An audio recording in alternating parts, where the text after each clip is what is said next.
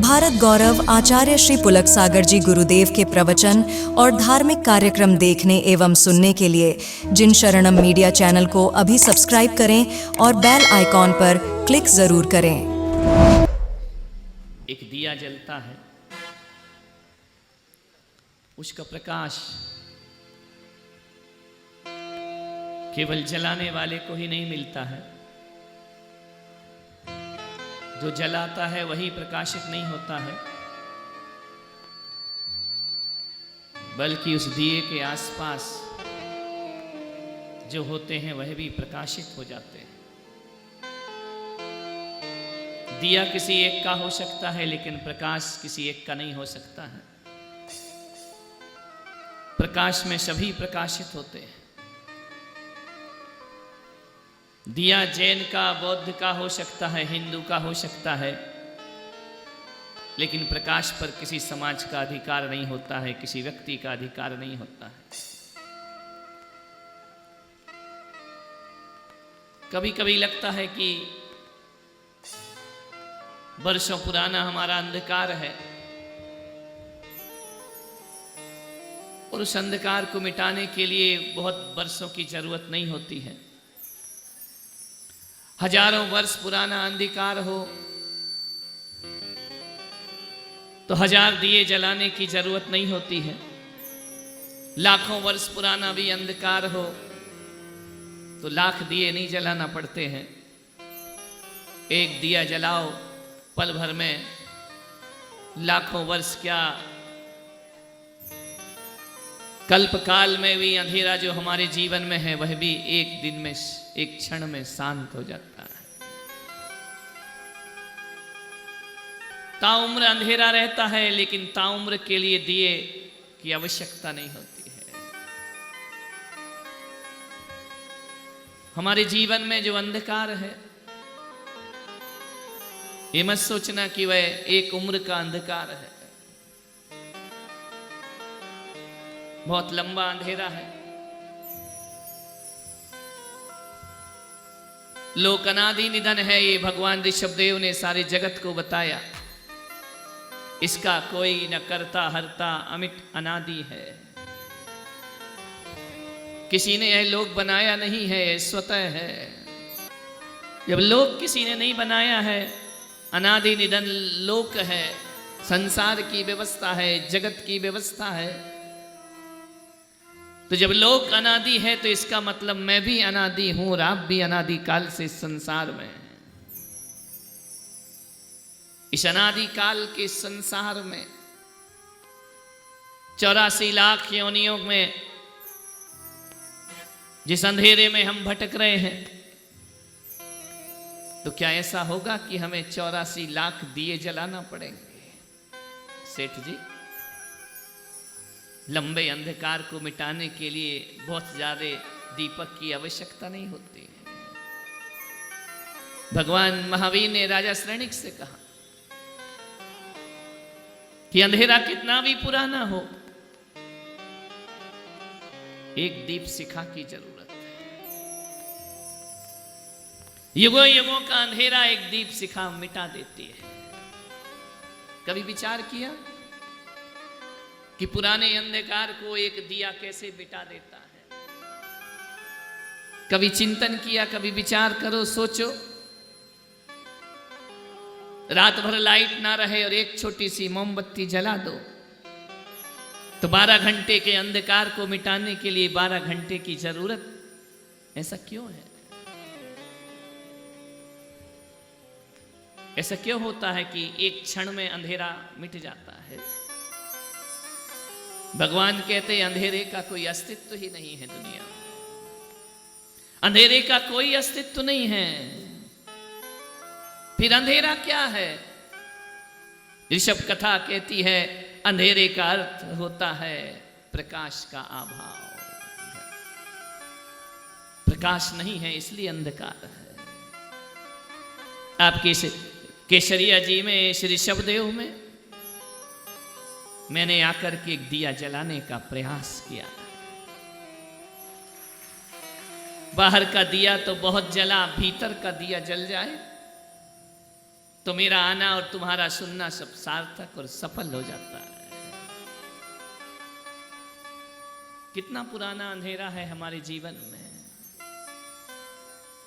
बाहर का प्रकाश प्रकाश नहीं होता है, बाहर का अंधकार अंधकार नहीं होता है, अंधकार भीतर का होता है। भीतर अंधेरा हो, मन में अवसाद हो, मन उदास हो, तो दीपावली भी वीरानी लगती है। मन में सुख ना हो, मन में आनंद ना हो, तो बाहर का ये नृत्य गान महोत्सव वाद्य यंत्र मन को झंकृत नहीं कर सकते।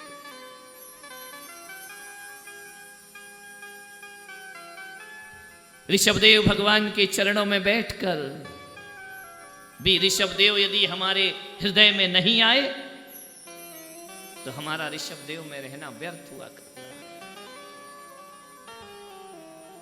ऋषभदेव में रहकर भी ऋषभदेव को हृदय में लाना ये तुम्हारी सबकी जिम्मेदारी हुआ करती है, मेरी जिम्मेदारी होती है। सब में शिखर जाओ और सब में शिखर हृदय में ना आ पाए तो समझना जाना और नहीं जाना बराबर हुआ करता है। ये हमारी नैतिक जिम्मेदारी है, हमारी धार्मिक जिम्मेदारी है। काया के नगर में आकर हम बैठे हुए हैं। कभी डिस्कवरी चैनल देखा? कैसे कैसे जीव प्राणी इस संसार में। कभी देखना, बड़ी गौर से देखना, सबके पास मोबाइल है, उस पर देखना।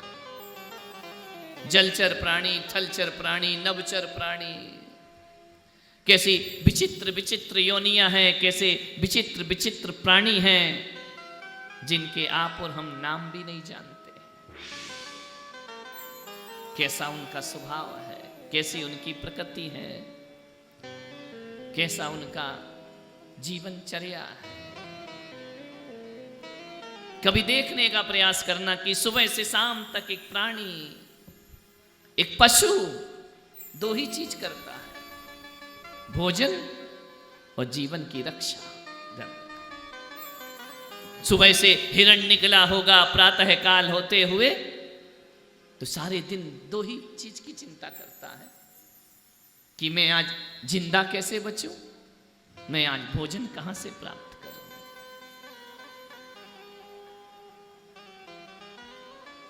सिंह है तो वह भी भागता है भोजन की तलाश में कि शेर भागेगा नहीं तो भोजन नहीं मिलेगा। भागना हिरण को भी पड़ता है, भागना सिंह को भी पड़ता है। हिरण भागता है कि भागूंगा नहीं तो बचूंगा नहीं, और सिंह पीछे भागता है कि भागूंगा नहीं तो खाऊंगा क्या। भाग दौड़ है दोनों की। कभी सोचा इस भाग दौड़ का गंतव्य क्या है? भाग रहा है आदमी, चल रहा है आदमी, मंजिल क्या है? कहा गया ना कि जो बैठे हैं वो खड़े हो जाएं, जो खड़े हैं वो चलना सीख लें, जो चल रहे हैं वो दौड़ना सीख लें, जो दौड़ रहे हैं वो और तेज होना सीख लें। मगर कभी उनसे पूछना कि दौड़ना क्यों है, भागना क्यों है, चलना क्यों है, जाना कहाँ है, पहुंचना कहाँ है? कोई मंजिल नहीं हमारी। हमने पशुओं के जीवन में बहुत कुछ सीखा है। क्या सीखा पशुओं के जीवन में? 84 लाख योनियों में भगवान महावीर कहते हैं हर योनि में कुछ ना कुछ तुमने सीखा है। पशु योनि में क्या सीखा है? भोजन कैसे करना, प्राणों की रक्षा कैसे करना, ये हम पशु योनि में समझ करके आए। मालूम है कभी देखा एक चिड़िया घोंसला बनाती है, तिनका तिनका एकत्रित करती है, चिड़िया भी करती है और वो चिड़ा भी एकत्रित करता है। दोनों क्यों बनाते हैं वो घोंसला? रोज घोंसला नहीं बनाती कोई चिड़िया। कब बनाती है चिड़िया घोंसला? ये तो मालूम होगा ना सौधर्मिंद्र, चिड़िया घोंसला कब बनाती है? जब उसके अंडे देने का समय आ जाता है। एक चिड़ा आता है, वह भी उसका सहयोग करता है और घोंसले का निर्माण करता है। फिर तिनका गिरता है, फिर तिनका उठाता है, फिर तिनका गिरता है, फिर तिनका उठाता है। दोनों चिड़ा और चिड़िया मिलकर के घोंसले का निर्माण करते हैं। क्यों? संतान को जन्म देना है। एक संतान का जन्म होने वाला है। एक घोंसले का उन्होंने निर्माण कर दिया। ये बातें तो हम पशुगति में भी सीख कर आए हैं ना। मालूम है, एक पक्षी एक अंडा देता है, उस अंडे पर 14 दिन, एक महीने बैठता है आकर। वो मादा बैठती है। क्यों? संतान को जन्म देना है। भोजन छोड़ती है, दाना छोड़ती है। जब तक जन्म ना हो जाए उस अंडे पर आकर के बैठ करती है। संतान से कितना प्रेम होता है इस पक्षी को। एक दाना उठाते हैं, ले जाकर के वह दाना संतान के मुख में डालती है, अपने मुख में डालती है। उसी चोंच से वह घोंसले का निर्माण किया करती है। मान्यवर, मैं इसलिए ये बता रहा हूं कि यही काम यदि तुम मनुष्य गति में करते रहोगे तो मनुष्य की महिमा का क्या होगा। तुम महिमावान हो, तुम महान हो। ये सब करना पशु गति का काम। विचार करिए, एक मनुष्य है जो धरती पर अधूरा पैदा होता है। पशु पूरे पैदा होते हैं, जानवर पूरा पैदा होता है, नारकी पूरे पैदा होते हैं, देवता पूरे पैदा होते हैं, लेकिन मनुष्य ऐसा है जो इस धरती पर अकेला अधूरा पैदा होता है। आप लोग बोलो ना, ऐसे शांति से क्यों बैठे हो? अधूरे पैदा हुए हो या पूरे पैदा हुए हो? बोलिए महिलाओं, पूरे पैदा हुए, अधूरे पैदा हुए हैं? विचार करना। ये कथा है, यहां पे बिल्कुल शांति से मेडिटेशन की तरह नहीं बैठना है। आपको जुड़ना है, मन को जोड़ने का प्रयास करना है। जुड़ोगे तो कथा का आनंद आएगा। कथा क्या होती है? कथा वह जो व्यथा मिटा देती है जीवन की। और ऋषभ देव की कथा व्यथा को मिटाने वाली कथा है। पूछा गया, महाराज श्रेणिक ने महावीर से पूछा, ये संसार क्या है? जगत क्या है भगवान?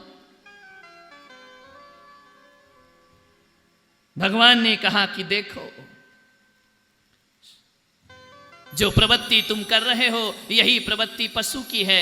मनुष्य अधूरा पैदा होता है, पूरा पैदा नहीं हुआ आज तक कोई मनुष्य। आप कहेंगे हम तो पूरे पैदा हुए हैं, आधे थोड़ी हुए हैं कि 9 महीने बाद अभी आधे पैदा हो गए, आधे 15 महीने बाद पैदा हो गए। भगवान महावीर उसकी बात नहीं कर रहे। मनुष्य अधूरा है।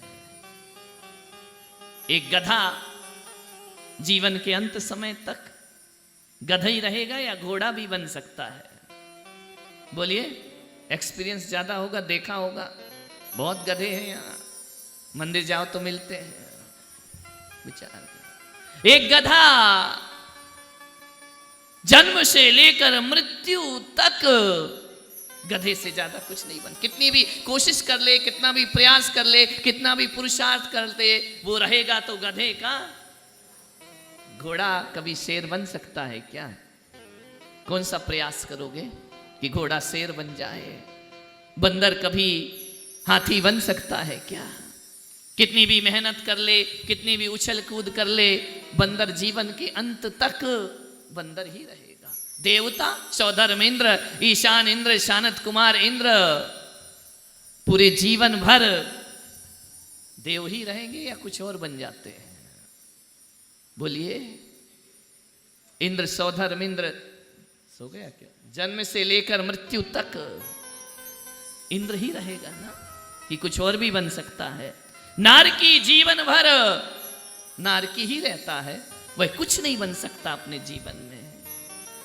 लेकिन ऋषभ देव वालों, मनुष्य ऐसा है, यदि वह सत्कर्म करता है, अच्छे कर्म करता है, तो आत्मा से महात्मा भी बन जाया करता है और महात्मा से परमात्मा भी हो जाया करता है।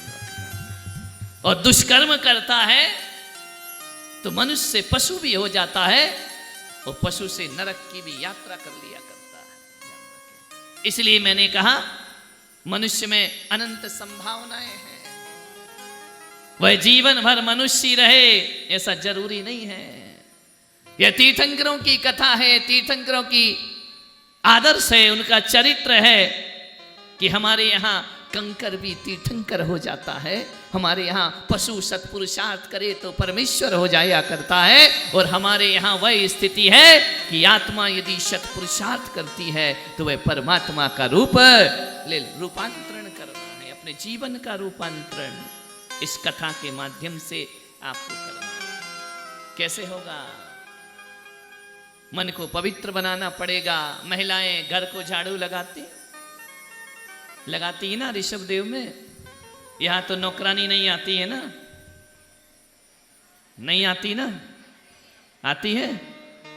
कब सीखोगे तुम झाड़ू लगाना? झाड़ू लगाना भी नहीं आता है, ध्यान रखिए। नौकरानी से ही झाड़ू लगवाओगी, तुम झाड़ू नहीं लगाओगे, ध्यान रखना। झाड़ू लगाने के कई फायदे हैं। अब तो झाड़ू भी बड़ी लंबी लंबी आने लगी है, झुकने की जरूरत ही नहीं है। झुकते नहीं है तो घुटनों में दर्द प्रारंभ हो जाया करता है, झुकते नहीं है कमर टूट जाया करती है। पहले के बुजुर्ग झुक करके झाड़ू लगाया करते। झाड़ू लगाने से एक फायदा ये है कि झाड़ू लगाने से हमारे मन में ये आता है कि जीवन में कोई भी काम छोटा नहीं हुआ करता है। झाड़ू भी सलीके से लगाई जाए तो वह काम भी जीवन की बहुत बड़ी कला हो सकती है। ध्यान रखिए, झाड़ू लगाना, मान्यवर। झाड़ू लगाने का दूसरा फायदा, अहंकार टूटता है। और झाड़ू लगाने का तीसरा फायदा कि जिन घरों को स्वच्छ रखा जाता है, झाड़ू लगती है, साफ रहते हैं, वहां लक्ष्मी का वास हुआ करता है। ध्यान रखिए, दरिद्रताओं में लक्ष्मी नहीं, इसलिए झाड़ू लगाया करो। कभी कभी इनसे भी, कभी कभी कौन है, रोज ही लगाते होंगे। अपने घर को बुहारना कोई बुरी बात है क्या? लोग अपने घर के सामने की दुकान में, मैंने देखा, मंदिर जाता हूं ना, दुकान की शटर खुलती है, झाड़ू लगाता है आदमी। ध्यान रखना, घर में नहीं लगाता, दुकान में तो लगाता ही है ना। दुकान में थोड़ी पत्नी को बुलाएगा कि आओ यहाँ झाड़ू लगा दो। वो कभी बुला भी मत लेना, बुलाया तो वो झाड़ू लगा देगी। ध्यान रखना, मान्यवर, सोचना है आपको। मन को बुहारो, 2 घड़ी बैठो, एकांत में बैठो, मन को स्वच्छ रखो। ये मत सोचना कि ये कैसी कथा है, यहां पर तो महाराज झाड़ू लगाना सिखा रहे हैं। मैं घर की झाड़ू लगाना नहीं, मैं अंतस की झाड़ू लगाना सिखा रहा हूं।